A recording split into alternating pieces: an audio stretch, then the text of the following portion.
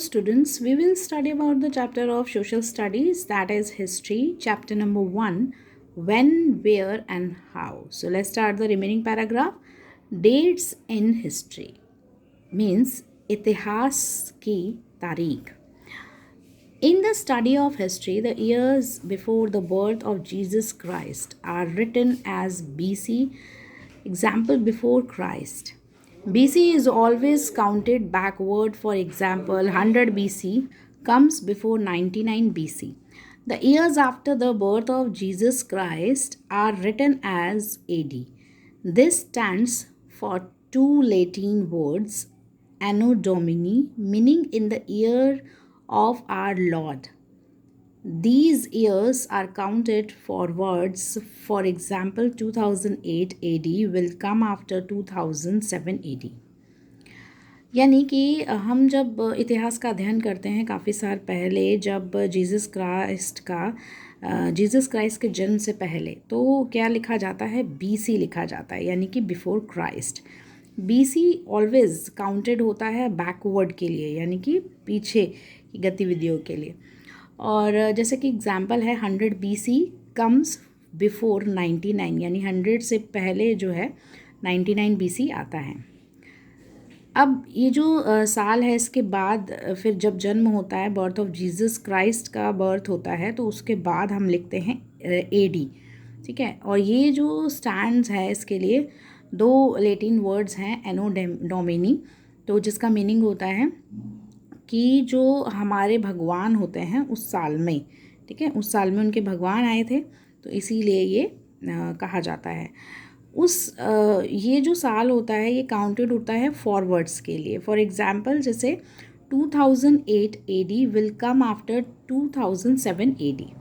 जैसे कि जो 2008 है, जैसे यानी कि 2007 के जो बाद है वो 2008 आता है, इस तरह से. सोर्सेज ऑफ हिस्ट्री यानी इतिहास का स्रोत.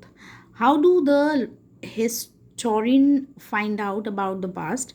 For this, they have to study the various sources of history. The different sources are like the different pieces of a jigsaw puzzles, which are collected and put together to trace the story of the past. This source material can be divided into two categories: archaeological and literary sources. अब यहाँ पर आप देखेंगे जो इतिहासकार हैं वो कैसे ढूंढते हैं पास्ट को, कैसे पता लगाते हैं उनकी चीज़ों को. तो इसके लिए क्या है, वो अध्ययन करते हैं अलग अलग इतिहास के स्रोतों को, और अलग अलग स्रोत मिलते हैं, जैसे कि डिफरेंट पीसेस मिलते हैं जिगसॉ के पजल्स जो होती हैं, तो उनको इकट्ठा करना होता है एक साथ, और फिर हम पूरी स्टोरी जो है वो ट्रेस करते हैं. जैसे पजल्स होती है ना, तो उसको हम लगाते हैं एक साथ, फिर हमें पता चलता है कि क्या है इसका जो कंक्लूजन लास्ट में क्या निकलता है. तो इसी तरीके से हम उन जो मिली हुई चीज़ों को इकट्ठा करते हैं और फिर उसकी स्टोरीज़ का पता लगाते हैं. तो ये जो स्रोत होता है, ये जो मटेरियल है, वो दो कैटेगरीज में डिवाइड किया है. एक तो आर्कोलॉजिकल और लिटरली सोर्सेस. नेक्स्ट है आर्कोलॉजिकल सोर्सेस, यानी कि जो इतिहासकार के स्रोत, ठीक है, जो विशेषज्ञ होते हैं उनके स्रोत. Archaeological sources are those objects और remain of the past which have survived till now. These are the direct evidence that give us ideas about the past. Ruins of buildings, tools, coins, pieces of pottery, stones, jewelries used in the past, etc. are all the examples of archaeological sources. तो यहाँ पर क्या होता है, जो विशेषज्ञ इतिहासकार के जो स्रोत होते हैं वो ऑब्जेक्ट होते हैं जो पास्ट में छूट जाते हैं और वो अभी तक सर्वाइव करते हैं. और ये क्या है, डायरेक्ट एक सबूत होते हैं जो हमें पास्ट के बारे में यानी भूतकाल के बारे में कुछ आइडियाज़ देते हैं. जैसे कि कुछ बिल्डिंग्स हो गई, या कोई औजार वगैरह हो गया, सिक्का हो गया, या बर्तन के कुछ पीस हो गए, पत्थर हो गए, ज्वेलरी हो गई, तो ये सब हम पास्ट में यूज़ करते हैं. ये एग्जाम्पल्स हैं जो इतिहासकार के स्रोतों के. The archaeologist excavate these materials, study and analyze them to reconstruct the past. In this way, they try to know about the past. Archaeological sources are of the following kinds. इतिहासकार खुदाई के दौरान जो भी मटेरियल्स मिलते हैं वो उनसे अध्ययन करते हैं, फिर दोबारा से उसे पास्ट में बनाते हैं और वो कोशिश करते हैं उनके बारे में जानने की, पास्ट में जो भी चीज़ें मिली होती हैं। तो यही सब स्रोत होते हैं जो बताए गए हैं नीचे। मॉन्यूमेंट्स यानी कि स्मारक, forts, palaces, stupas, viharas, monasteries, temple, houses, and other construction give us a lot of information about the culture, society, and lifestyle of the people. Any building of historical significance is considered to be a monument. यानी कि जो किले हो गए या फिर राजमहल हो गया या कोई भी स्मारक, विहार या मठ वगैरह, जो भी मंदिर वंदिर हो गए, मंदिर घर या और भी बनी हुई चीज़ें हो गई, तो वो बहुत सारी इन्फॉर्मेशन हमें देती हैं कि वहाँ के कल्चर कैसा था, समाज कैसा था, वहाँ का रहन सहन कैसा था उधर लोगों का। तो ये कोई भी बिल्डिंग हो जो भी ऐतिहासिक अपनी महत्वता रखते हैं और इसे एक स्मारक के रूप में माना भी जाता है।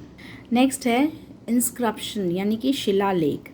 Written records engraved on hard surfaces like rocks, pillars, stones, and metal sheets, stone slabs are called inscriptions. They includes records of victories in battles, orders of the kings, records of donations to the temples, etc. They tell us about the names and dates of the kings, the extents of their kingdoms, important events of a certain period.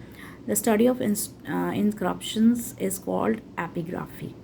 तो यहाँ पर जो है जो भी written record रखा जाता है, लिखित रूप से जो भी रिकॉर्ड रखा जाता है, तो वो क्या है, हार्ड सरफेस पर लिखा जाता है, ठीक है, यानी कि बहुत सख्त सतह पर लिखा जाता है, जैसे कि पत्थर जो पिलर हो गए, पत्थर हो गया, मेटल शीट हो गई या फिर पत्थर की स्लैब हो गई, तो इनको क्या है, इंस्क्रिप्शन कहा जाता है, यानी शिलालेख। तो इनमें जो रिकॉर्ड शामिल होते हैं वो होते हैं लड़ाई के दौरान जो भी जीत हासिल की होती है उन्होंने, या कोई ऑर्डर राजा के द्वारा पास किया जाता है, या कोई डोनेशन मंदिरों में दान दिया जाता है तो उसका रिकॉर्ड रखा जाता है, इस तरीके से। तो ये सब हमें बताता है नाम के बारे में और तारीखों के बारे में राजा के, और उन्होंने कितना अपना राज्य बढ़ा लिया, उनके जो उसके बारे में बताता है, और जो भी इवेंट्स होते हैं, कार्यक्रम होते हैं उनके पीरियड में, समय में, तो वो भी चीज़ें हमें बताता है। और ये जो अध्ययन होता है शिलालेख का वो एपिग्राफी कहलाता है। नेक्स्ट है आर्टिफैक्ट्स यानी शिल्पकृति। The objects made and used by the humans in the past are called artefacts. For example pottery, tools, weapons and jewellery etc. Many objects were discovered by the archaeologists while digging out the various ancient sites. These objects tell us about the lifestyles and culture of the past. यानी कि ये जो object होते हैं वो बने हुए होते हैं और उन्हें यूज़ किया जाता है ह्यूमंस के द्वारा, ठीक है। तो ये पास्ट में यूज़ होते हैं जिन्हें आर्टिफैक्ट्स कहा जाता है, यानी शिल्पकृति कहा जाता है। और इसके कुछ एग्जाम्पल्स हैं, जैसे कि कुछ औजार हो गए, हथियार हो गए, कुछ ज्वेलरीज हो गई, या फिर मिट्टी के कुछ बर्तन हो गए।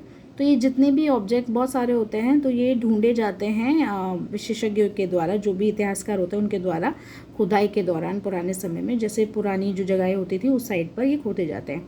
तो ये जो भी ऑब्जेक्ट्स होते हैं तो उनके लाइफस्टाइल के बारे में और उनके पास्ट के कल्चर्स के बारे में बताते हैं।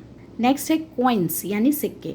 Coins mention the names of kings, gods of dates or dates. This has helped us to find out the history of the kings and their dynasties. Coins tell us about trade and commerce of the time. They were minted. Coins often had images of gods and goddesses and religious symbols which tell us about the religious belief of those times. The design and polish of the coins tell us about the artistic excellence of people who lived in those period. यानी कि जो सिक्के होते थे उन पर राजा का नाम मेंशन होता था या उनके भगवान का और तारीख इस तरह से मेंशन किया जाता था। तो ये हमें मदद करते हैं उस समय के इतिहास को जानने में कि उस समय में कौन सा राजा था, किस उनकी जो डायनेस्टी थी यानी राज्य जो भी चल रहा था वो कौन सा था, ठीक है। तो ये सिक्के हमें काफ़ी वहाँ के व्यवसाय के बारे में, वाणिज्य के बारे में भी बताते हैं, उस समय के बारे में बताते हैं। और ये वहाँ की एक इमेज उसके ऊपर बनी होती है उनके देवी देवताओं के बारे में, तो वो उनके धर्मों के बारे में भी बताते हैं कि उनका सिंबल क्या है, उनका प्रतीक क्या होता है और वो किस तरीके से उन पर भरोसा करते हैं, उन समय में कौन से भगवानों पर वो भरोसा करते थे, विश्वास रखते थे। तो ये जो डिज़ाइन और पॉलिशिंग होती है और बहुत अच्छी तरीके से शिल्पकारी उस पर की जाती है, वो बहुत ही तारीफ़ काबिल होती है। उस समय में जो लोग रहते थे वो इस तरीके से बहुत ही सुंदर कार्य करते थे सिक्कों पर। नेक्स्ट है लिटरली सोर्सेज, यानी कि साहित्य स्रोत। Those sources include any written account in the past, most of the books were hand written and were called manuscripts. These manuscripts are handwritten records of the past and the most important literary source.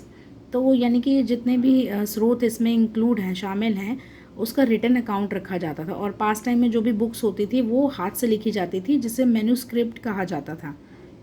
ये manuscript जो है वो हाथ से लिखी हुई होती थी और इनका रिकॉर्ड पास्ट का रखा जाता था इसमें, और बहुत ही इम्पॉर्टेंट होता था। साहित्य स्रोत रखा जाता था, मतलब पूरा हिसाब रखा जाता था साहित्य स्रोत का। In the beginning people road on stone walls, copper plates, palm leaves and the bark of certain trees such as the beech trees. It was only later the paper was used for writing. तो अब यहाँ पर क्या होता था कि शुरुआत में लोग जो लिखते थे, जैसे कि पत्थरों पर, पत्थरों की दीवारों पर लिखते थे, या तांबे की प्लेट्स पर लिखते थे, या पत्तियों पर लिखते थे। तो इस तरीके से लिखते थे, जो भोज वृक्ष होता है उस पर लिखते थे। तो बाद में जो है पेपर का यूज़ लिखने के लिए होने लगा।